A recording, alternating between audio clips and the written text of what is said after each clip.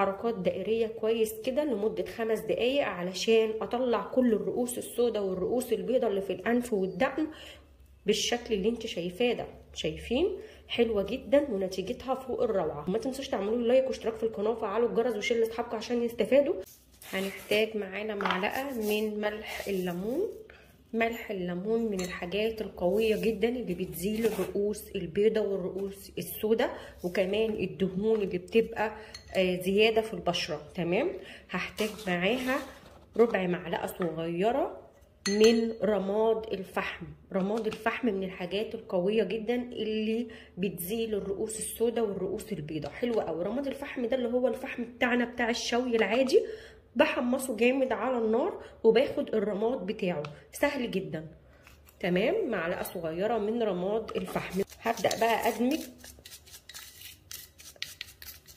بتوع القمر دول اللي هو رماد الفحم مع ملح الليمون، وهضيف عليهم معلقه صغيره جدا من الملح. الملح من الحاجات اللي بتطهر وتعقم، وكمان بتطهر اثر الحبوب. لو انت عندك حبوب يعني في بشرتك او عندك اثر حبوب، حلوه جدا من الحاجات اللي بتنظف جدا الملح. هنا بقى هضيف كمان عليها ربع معلقه صغيره جدا من الكربونات الصوديوم. على فكره الوصفه دي للرؤوس السوداء وللرؤوس البيضاء والاثر الحبوب، مش للبشره كلها. تمام. عشان نبقى عارفين احنا بنعمل ايه ومركزين في ايه. هبدا ادمج ده كده كله مع بعض بالشكل القمر ده. تمام. وهبدا اضيف عليها معلقه صغيره من ميه الورد. ميه الورد من الحاجات اللي بتهدي البشره وكمان بتزيل الحبوب وبتمتص الدهون الزياده، وكمان من الحاجات الحلوه قوي اللي بتفتح البشره. شايفين الفوران والتفاعل؟ هدمج بقى ميه الورد كويس كده مع الخلطه. تمام. بصوا حلوه قوي. انا مش عايزاها ناعمه، انا عايزاها على القد تكون خفيفه. هضيف عليها معلقه صغيره جدا من النشا او الكورن فلاور. معلقه صغيره مليانه. تمام. النشا بيمتص الدهون الزياده، بيقلل المسام الواسعه، بيفتح البشره جدا، كمان بيفتح اثر الحبوب. هدمج بقى كل ده كده مع بعض.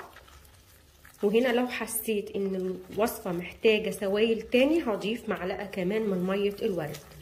هنا الوصفه بتاعتي تمام قوي، مش محتاجه اي ميه ورد او اي سوائل. هي بصوا بتبقى كريمه تقيله كده شويه، مش تقيله قوي. ببدا ان انا استخدمها على الدقن او الانف، دي اكتر اماكن فيها رؤوس بيضه ورؤوس سودا.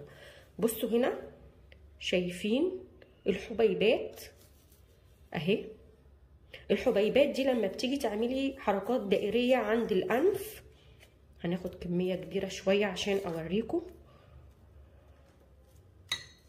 اما بتعملي حركات دائريه عند الانف او عند الدقن او المكان اللي فيه رؤوس سودا كتير او رؤوس بيضة او دهون كتير في بشرتك، بتبداي تعملي حركات دائريه بالشكل ده لمده 5 دقايق. تمام.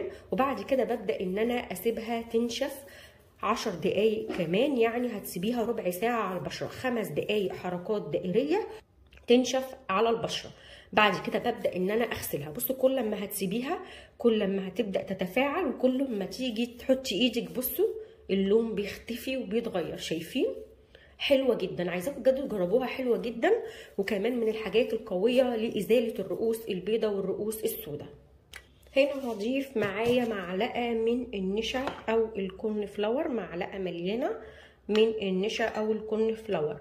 الوصفه دي بتطهر وبتعقم وكمان بتزيل الرؤوس البيضاء والرؤوس السوداء، ومن الحاجات الجميله اللي بتفتح اثر الحبوب.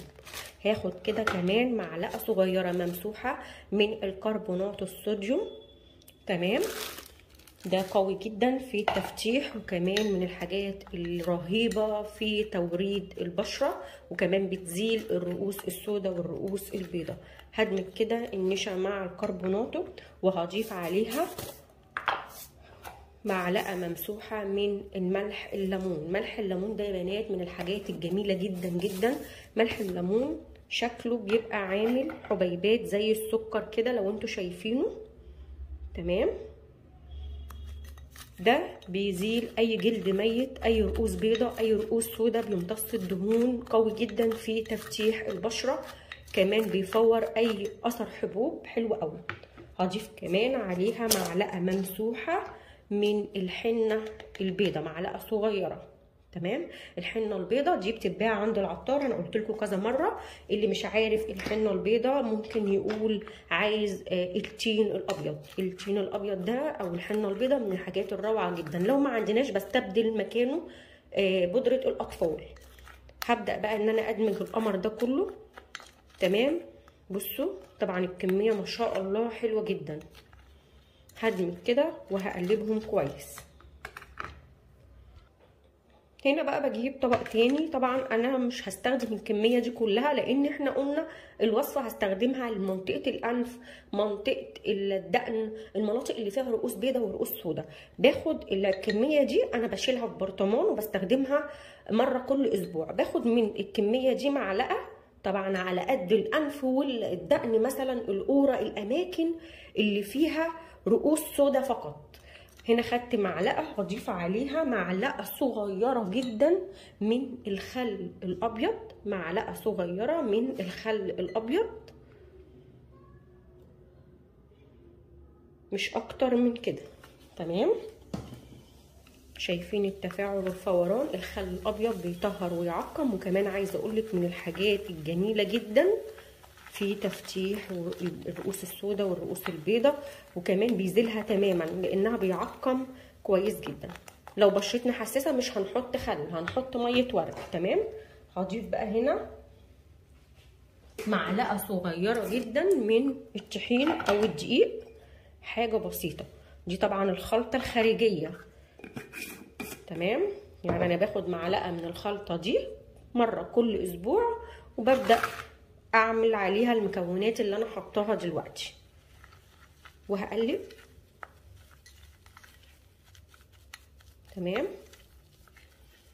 هحط نقطة من مية الورد علشان الخل، عشان ريحة الخل، وكمان علشان الخل ما يبقاش حامي جدا على البشرة. فانا حطيت مية ورد اعادل بين الخل ومية الورد. هدمج بقى كويس. شايفين؟